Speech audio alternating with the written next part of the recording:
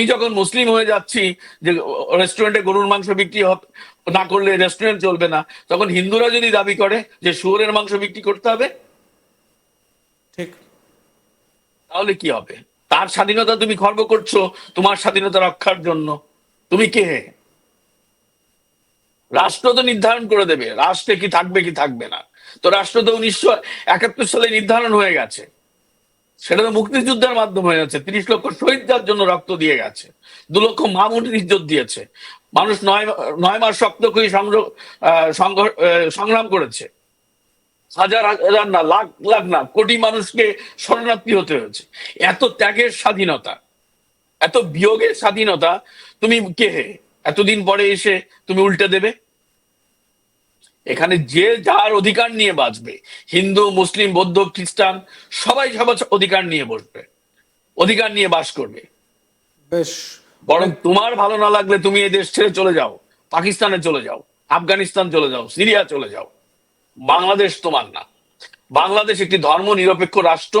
এখানে যারা সমস্ত ধর্মের মানুষের সমান অধিকারে বিশ্বাস না করবে তাদের জন্যই বাংলাদেশ না। যা শুরু হয়েছে বাংলাদেশে, যেখানে এইভাবে অত্যাচার হচ্ছে সংখ্যালঘুদের উপর, শুধু তাই নয়, সংখ্যালঘুদের কথা আমি বাদই দিলাম, সেই ক্ষেত্রে সুফি সন্তদের উপর অত্যাচার হচ্ছে। হুজুররা হুজুররা বসে কমান্ড দিচ্ছে তোমরা এইটা করো। একজন বাচ্চা হুজুর বলছে আমি আমার ছেলেকে নামিয়ে দেবো। আর যে দেশে নারীরা এত স্বাধীন ছিল একটা সময়, যে দেশে নারীরা শিল্পকলা এত এগিয়ে আসতো, সেই দেশের নারীরা এই জিনিসগুলো মেনে নেবে? এই জিনিসগুলো তারা মানতে পারবে যেগুলো তাদের উপর চাপিয়ে দেওয়া হচ্ছে ইসলামের নাম করে? দেখো, দিকে দিকে প্রতিবাদ হচ্ছে। চট্টগ্রাম ইউনিভার্সিটিতে একটা ওয়াজ মাহফিল হয় রাতে, তুমি জানো, একটা মাইক লাগানো হয় বিকাল থেকে, আর এটা গভীর রাত পর্যন্ত চলে। সেদিন এক নারী ক্ষুব্ধ হয়ে সে নিজে চলে এসছে, একটি ভিডিও আমি ভাইরাল হতে দেখেছি। সেখানে সে প্রতিবাদ করেছে যে আমি একা নারী, আমাকে আসতে হলো, আমার সন্তান ছোট, সে ঘুমোতে পারছে না, এখানে অসংখ্য ছেলে মেয়ে আছে যারা পড়াশোনা করতে পারছে না।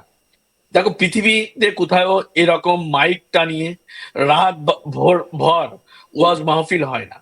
কিন্তু আমরা বলতে গেলে বলবে আমরা ইসলামের দুশ্মন, ইসলামের শত্রু, আমরা ভারতের দালাল, হিন্দুর দালাল, এই জন্য আমরা বলতে পারছি না।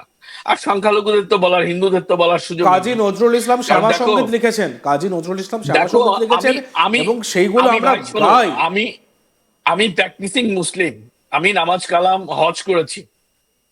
সুতরাং আমার মধ্যে ধর্মীয় গোঁড়ামি নেই, কারণ আমার পরিবার এই শিক্ষা দেয়নি। আমার পরিবার ইসলামের যে সঠিক নির্দেশনা, সত্যিকার অর্থে ইসলাম যা চায়, সত্যিকার অর্থেই ধর্ম বলতে যা বোঝানো যায় ইসলাম ধর্ম, সেটা আমরা চর্চা করি, সেটা লালন করি। কিন্তু উগ্রবাদ, জঙ্গিবাদ, মিস ইনফরমেশন ইসলামের, এগুলো দিয়ে তো ইসলামকে ধ্বংস করা হচ্ছে, তারাই করছে। আজকে যারা ওয়াজি, যারা আজকে জামাতের পক্ষে, এদের পক্ষে আজকে রাস্তায় নেমে ওয়াজ করছে, এদের প্রিভিয়াস দেখো। এরা তখন যারা সরকারে ছিল, সেই শেখ হাসিনা সরকারের, সেই বঙ্গবন্ধুর কিন্তু তারা প্রশংসায় লিপ্ত ছিল। ঠিক। এটা হচ্ছে যে এদের নেচার, এরা ব্যবসা করে। এই যে যারা, যাদেরকে তুমি ওয়াজই বলো, এই যে বাচ্চা হুজুর বলছো, বাচ্চা একটা হুজুর, এরকম যারা ওয়াজ করে, তুমি কি জানো এদের ওয়াজের রেট কত? এরা 1 লাখ 1.5 লাখ টাকা করে ওয়াজ করতে নেয়, এরা হেলিকপ্টারে চড়ে ওয়াজ করতে যায়। এরা আবার ওয়াজ মাহফিলে যে কি বলে জানো? কি? যে আমাদের নবী, উনি খেজুরের পাতায় শুতেন, বালিশ ছাড়া ঘুমোতেন, উনি একবেলা আহার করতেন, হ্যাঁ, উনি দরিদ্র নিচে থাকতেন, উনি ছাগল পালন করতেন, উনি মেষ পালন করতেন, উনি মানুষের বাড়িতে থাকতেন। এসব উনারা বলেন। এরকম চর্চা করতে হবে, সুখ আহ্লাদ বিনোদন এগুলো ছেড়ে দিতে হবে। আবার উনারা 1 লাখ টাকার নিচে ওয়াজ করতে যান না, হেলিকপ্টারে ছাড়া অনেকেই যান না, অনেকে আবার ভিআইপি ছাড়া যান না, খাবারের পদ আগে লিখে দেন। এটা ধর্ম চর্চা নয় ভাই, এটা ধর্ম ব্যবসা। এই ধর্ম ব্যবসা এরা করছে। এরা যত বেশি টুইস্ট করে ইন্ডিয়া, হিন্দু, বিনোদন, নায়িকা, নায়ক, গায়ক, গায়িকা, এদের বিরুদ্ধে যত টুইস্ট করতে পারবে, একটা ধর্মান্ধ গোষ্ঠী, একটি অন্ধ গোষ্ঠী এদেরকে তত বেশি পয়সা দিয়ে হায়ার করবে কথা বলার জন্য। এই ব্যবসার বাইরে আর কিছু নয়। এবং এই ব্যবসায়ীরা এদেরকে উদ্বুদ্ধ করছে, ইসলামের মিস ইনফরমেশন দিয়ে এদেরকে জঙ্গিপনার দিকে ঠেলে দিচ্ছে। এবং দেখো, সেই জঙ্গিপনা কিন্তু বাংলাদেশে বরাবরের মতো ঘটে আসছে, এটা নতুন নয়।